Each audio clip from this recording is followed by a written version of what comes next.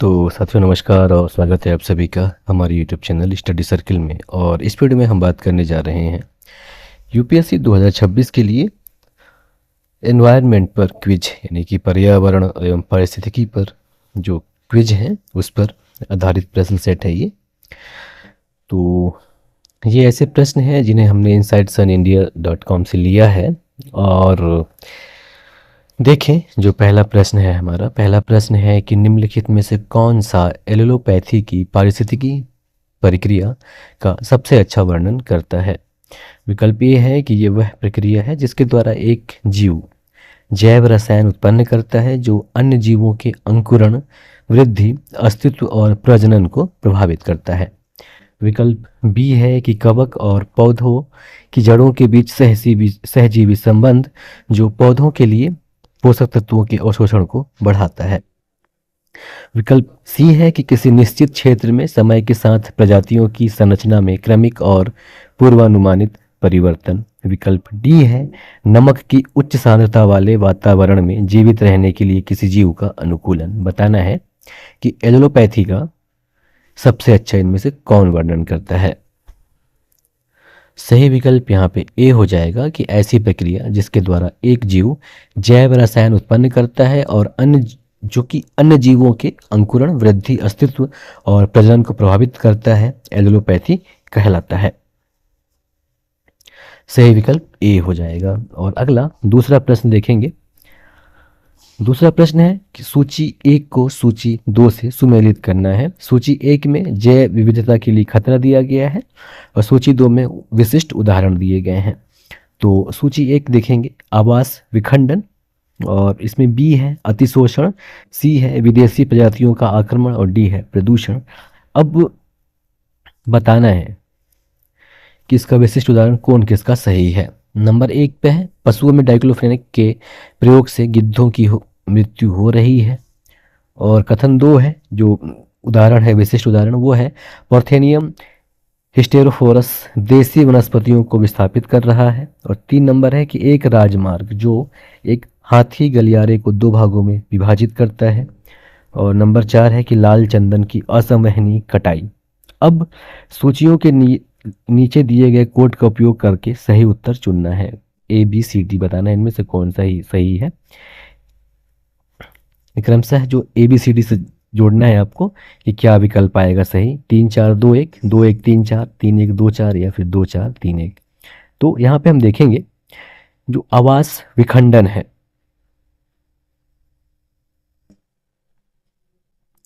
आवास विखंडन मतलब किसी आवास का टूटना से मतलब है। तो यहाँ पे एक के साथ 3 सही जोड़ी बना लेगा कि एक राजमार्ग जो एक हाथी गलियारे को 2 भागों में बांटता हो। और अतिशोषण या बी की बात कर लें तो अतिशोषण जो है कि किसी चीज़ का ज़्यादा ही शोषण कर डालना, जैसे लाल चंदन की असंवहनीय कटाई जो कि दक्षिण भारत में चल रही है। तो इसका बी का 4 हो जाएगा। और सी देख लें कि विदेशी प्रजातियों का आक्रमण, तो यहाँ पे नंबर 2 इसका सही हो जाएगा। पार्थेनियम हिस्टेरोफोरस जो कि देसी वनस्पतियों को विस्थापित कर रहा है। और प्रदूषण की बात कर लें डी नंबर, तो इसका ये है कि पशुओं में डाइक्लोफेनेक के प्रयोग से गिद्धों की मृत्यु हो रही है। ये सही विकल्प हो जाएगा। तो सही विकल्प यहाँ पे ए हो जाएगा 3 4 2 1, यानी ए का 3, बी का 4, सी का 2, डी का 1, है ना। अब देखेंगे प्रश्न नंबर 3। प्रश्न नंबर 3 है कि भारत में संरक्षित क्षेत्रों की कानूनी स्थिति के संबंध में निम्नलिखित कथनों पर विचार करें। Protected area. नंबर 1, किसी राष्ट्रीय उद्यान की सीमाओं में परिवर्तन केवल भारत की संसद द्वारा पारित प्रस्ताव द्वारा ही किया जा सकता है। और दूसरा कथन है कि यदि निजी भूमि को पारिस्थितिकी दृष्टि से महत्वपूर्ण माना जाता है तो उस पर व्यक्तिगत स्वामी की सहमति के बिना सामुदायिक रिजर्व की घोषणा संभव है। तीसरा कथन है कि सीमित मानवीय गतिविधियों जैसे कि गैर लकड़ी वन उपज का संग्रहण और पशुओं को चराना जो वन्यजीव अभयारण्य में अनुमेय हो सकती हैं, राष्ट्रीय उद्यान में सख्त वर्जित है जब तक कि असाधारण परिस्थितियों में विशेष रूप से अनुमति न दी गई हो। और नंबर 4 कथन है कि संरक्षण रिजर्व की घोषणा राज्य सरकार के अतिरिक्त केंद्र सरकार द्वारा भी की जा सकती है। बताना है इनमें से कितने सही हैं। केवल 1, केवल 2, 3 या फिर सभी 4। तो कथन 1 देखें कि किसी राष्ट्रीय उद्यान की सीमा में परिवर्तन केवल भारत की संसद द्वारा, तो ये गलत है। ऐसा नहीं है, राज्य विधानमंडल द्वारा प्रस्ताव की आवश्यकता होती है इसके लिए, न कि भारत सरकार की संसद द्वारा। और ये जो प्रावधान है ये यह बताता है कि इन अत्यधिक संरक्षित क्षेत्रों में परिवर्तन राज्य स्तर पर कठोर विधायी जांच के अधीन है। तो पहला कथन जो है गलत है। और दूसरा कथन है कि यदि निजी भूमि को पारिस्थितिकी दृष्टि से महत्वपूर्ण माना जाता है तो उस पर व्यक्तिगत स्वामी की सहमति के बिना सामुदायिक रिजर्व की घोषणा संभव है। तो ये ऐसा नहीं है, क्योंकि सामुदायिक आरक्षित क्षेत्र किसी भी निजी या सामुदायिक भूमि पर घोषित किया जा सकता है, लेकिन इसके लिए स्थानीय समुदाय या संबंधित व्यक्ति द्वारा वन्यजीव संरक्षण के लिए स्वेच्छा से योगदान देना आवश्यक होता है। तो दूसरा कथन गलत है। तीसरे कथन की बात करें तो तीसरा कथन है कि सीमित मानवीय गतिविधियों जैसे कि गैर लकड़ी वन उपज का संग्रहण और पशुओं को चराना जो वन्यजीव अभ्यारण्य में अनुमेय हो सकती है, राष्ट्रीय उद्यान में सख्त वर्जित है। ये सत्य है जब तक कि असाधारण परिस्थितियों में विशेष रूप से अनुमति न दी गई हो। तो तीसरा कथन जो है सत्य है।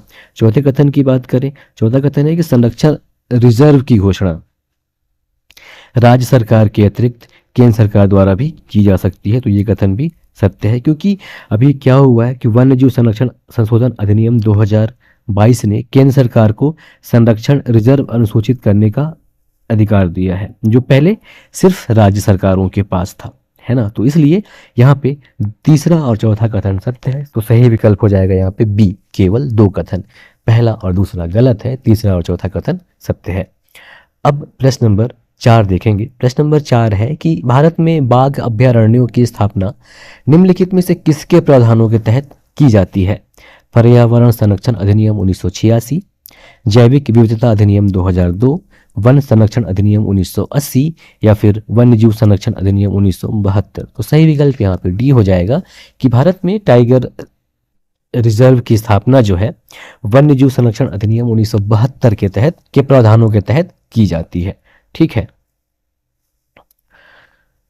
हालांकि जो प्रोजेक्ट टाइगर है ये 1973 में शुरू किया गया था, है ना।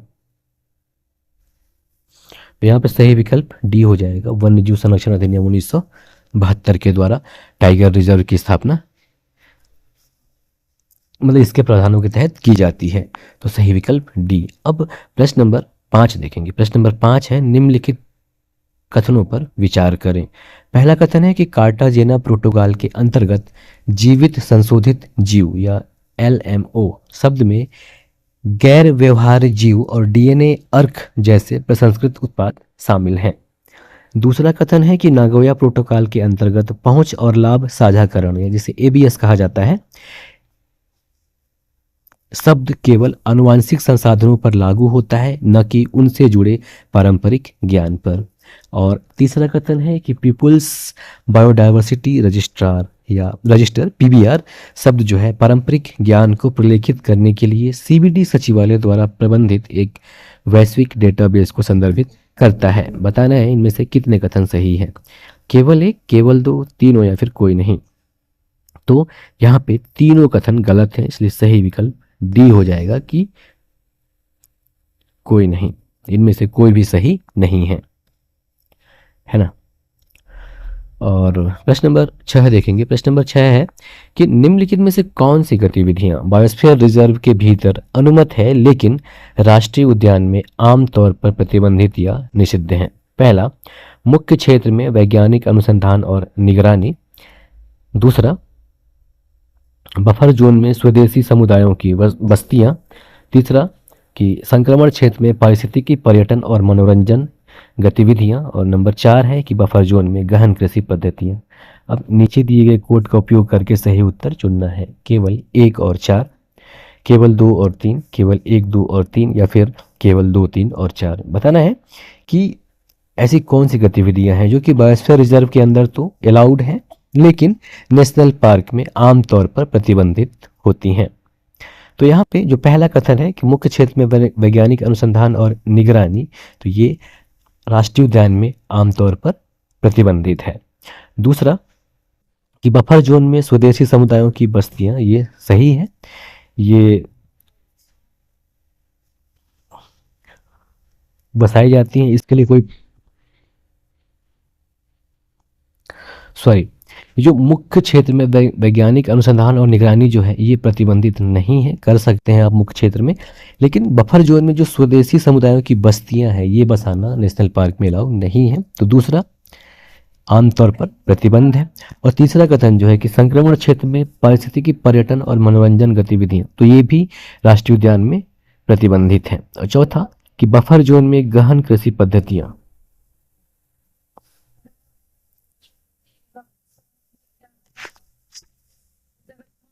और राष्ट्रीय उद्यान में बफर जोन में गहन कृषि पद्धतियां जो है वो अलाउ नहीं है, क्योंकि वह कुछ ज़्यादा ही संरक्षित एरिया होती हैं। तो यहाँ पे सही विकल्प हो जाएगा केवल 2 और 3। अब प्रश्न नंबर 7 की बात करें। प्रश्न नंबर 7 है कि निम्नलिखित कथनों पर विचार करें। कथन 1 है कि जैविक विविधता अधिनियम 2002 स्थानीय निकायों के स्तर पर जैव विविधता प्रबंधन समितियों या बीएमसी की स्थापना का प्रावधान करता है। कथन 2 है कि बीएमसी का प्राथमिक अधिदेश स्थानीय जैव विविधता और संबंधित ज्ञान का दस्तावेजीकरण करने के लिए पीपुल्स बायोडायवर्सिटी रजिस्टर पीबीआर तैयार करना है, जो सामुदायिक अधिकारों को लागू करने और जैव चोरी या बायोपायरेसी का मुकाबला करने के लिए एक कानूनी उपकरण के रूप में कार्य करता है। बताना है कि इन कथनों के संबंध में निम्नलिखित में से कौन सा कथन सही है। विकल्प ए है कि कथन 1 और कथन 2 दोनों सही हैं और कथन 2 कथन 1 का सही स्पष्टीकरण है। विकल्प बी है कि कथन 1 और कथन 2 दोनों सही है, लेकिन कथन 2 कथन 1 का सही स्पष्टीकरण नहीं है। विकल्प सी है कि कथन 1 सही है लेकिन कथन 2 गलत है। विकल्प डी है कि कथन 1 गलत है लेकिन कथन 2 सही है। तो यहाँ पे सही विकल्प ए हो जाएगा कि कथन 1 और कथन 2 ये दोनों सही हैं और कथन 2 जो है कथन 1 का सही स्पष्टीकरण करता है। तो सही विकल्प ए हो जाएगा। अब प्रश्न नंबर 8 देखेंगे। प्रश्न नंबर 8 है कि एहतियाती सिद्धांत का कार्यान्वयन निम्नलिखित में से किस अंतर्राष्ट्रीय समझौते की केंद्रीय विशेषता है। पहुंच और लाभ साझाकरण पर नागोया प्रोटोकॉल, या जैव सुरक्षा पर कार्टाजेना प्रोटोकॉल, या क्योटो प्रोटोकॉल, या अर्धभूमि पर रामसर कन्वेंशन। सही विकल्प यहाँ पे बी हो जाएगा, जैव सुरक्षा पर कार्टाजेना प्रोटोकॉल। और प्रश्न नंबर 9 है कि जैव प्रौद्योगिकी और उसके अनुप्रयोगों के संदर्भ में आरएनए हस्तक्षेप शब्द कभी कभी समाचारों में आता है। जैव सुरक्षा और कृषि के क्षेत्र में इसका सबसे प्रासंगिक अनुप्रयोग क्या है। विकल्प ए है कि यह मानव दैहिक कोशिकाओं में दोषपूर्ण जीन को ठीक करने के लिए जीन थेरेपी में उपयोग किए जाने वाली तकनीक है। विकल्प बी है कि यह कोशिकाओं में होने वाली एक प्राकृतिक प्रक्रिया है जिसका उपयोग नेमाटोड जैसे विशिष्ट कीटों के प्रति प्रतिरोधी पौधे बनाने के लिए किया जा सकता है। और विकल्प सी है कि यह एक नैदानिक विधि है जिसका उपयोग रोगी के रक्त के नमूने में वायरल डीएनए की उपस्थिति का पता लगाने के लिए किया जाता है। और विकल्प डी है कि यह जैव उपचार की एक विधि है जिसमें सूक्ष्म जीवों का उपयोग प्रदूषकों में हस्तक्षेप करने और उन्हें तोड़ने के लिए किया जाता है। तो हालांकि यूपीएससी मतलब में कोई ट्रिक ऐसा कुछ है नहीं कि आपको कुछ फ़ायदा मिल सके, लेकिन सिर्फ एक चीज़ है कि जो साइंस एंड टेक्नोलॉजी से जो सवाल पूछे जाते हैं जिसमें एनवायरनमेंट भी शामिल है, तो इसमें ऐसा है कि ऐसे सवाल जिनके उत्तर कैन हो, मतलब जो संभावना बताता है कि हो सकता है, तो सामान्यतः ये सत्य होते हैं। तो यहाँ पे जो विकल्प है वो बी है, जो वो सही है कि आरएनए हस्तक्षेप इसके प्रासंगिक अनुप्रयोग पूछ रहे हैं। तो सही विकल्प यहाँ पे बी हो जाएगा कि यह कोशिकाओं में होने वाली एक प्राकृतिक प्रक्रिया है जिसका उपयोग नेमाटोड जैसे विशिष्ट कीटों के प्रति प्रतिरोधी पौधे बनाने के लिए किया जा सकता है। तो सही विकल्प यहाँ पे बी हो जाएगा। और अगला 10वां प्रश्न है हमारा अंतिम कि भारत में प्रदूषण नियंत्रण के लिए संस्थागत ढांचे के संबंध में निम्नलिखित में से कौन सा कथन सही है। विकल्प ए है कि केंद्रीय प्रदूषण नियंत्रण बोर्ड या सीपीसीबी की स्थापना पर्यावरण संरक्षण अधिनियम 1986 के तहत की गई थी। और विकल्प बी है कि राज्य प्रदूषण नियंत्रण बोर्डों या एसपीसीबी का प्राथमिक कार्य वायु और जल प्रदूषण के मामलों पर केंद्र सरकार को सलाह देना है। विकल्प सी है कि सीपीसीबी को एसपीसीबी एसपीसीबी को निर्देश जारी करने का अधिकार है और किसी भी असंगति की स्थिति में सीपीसीबी के निर्देश ही मान्य होंगे। और विकल्प डी है कि सीपीसीबी के अध्यक्ष की नियुक्ति सभी राज्य पर्यावरण मंत्रियों के कॉलेजियम द्वारा की जाती है। तो सही विकल्प यहाँ पे इनमें से सी हो जाएगा कि जो केंद्रीय प्रदूषण नियंत्रण बोर्ड या सीपीसीबी है, इसको राज्य प्रदूषण नियंत्रण बोर्ड या एसपीसीबी को निर्देश जारी करने का अधिकार है और किसी भी असंगति की स्थिति में सीपीसीबी के निर्देश ही मान्य होंगे। ठीक है, अब ये बता दें कि जो केंद्रीय प्रदूषण बोर्ड है, हालांकि इसका गठन जो है सितंबर 1974 में जल प्रदूषण निवारण एवं नियंत्रण अधिनियम 1974 के तहत किया गया था, है ना। और जो विकल्प बी है ये भी गलत है। ये जो राज्य प्रदूषण नियंत्रण बोर्ड है, इसका जो प्राथमिक कार्य है ये अपने अपने राज्यों में प्रदूषण की रोकथाम, उनका नियंत्रण और निवारण के लिए कार्यक्रमों की योजना बनाना और उन्हें क्रियान्वित करना है। ठीक है, तो यहाँ पे सही विकल्प सी हो जाएगा। ठीक है, तो साथियों ये था पर्यावरण से संबंधित यूपीएससी 2026 के लिए एक क्विज, और उम्मीद करते हैं ये आपके लिए काफ़ी कारगर रहे। नमस्कार, जय हिंद।